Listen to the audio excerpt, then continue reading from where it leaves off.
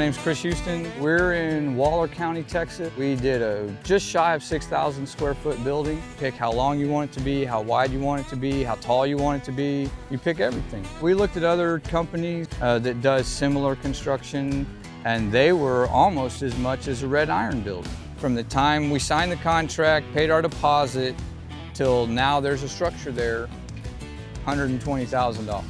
That in red iron would be double that. The guys that they sent out to build this building were freaking awesome. Like, I cannot say enough about them. Chris and his crew, they built that building in 10 full days, and they fought the rain a little bit. We build another one of these. When I call Eagle, I'll ask for that crew. If you were looking at red iron, I'd tell you don't. These are just as good, and for half the price. I mean, come on, man. It's exactly what we wanted. They went above and beyond everything from the beginning, the design, to the finished product. Eagle killed it.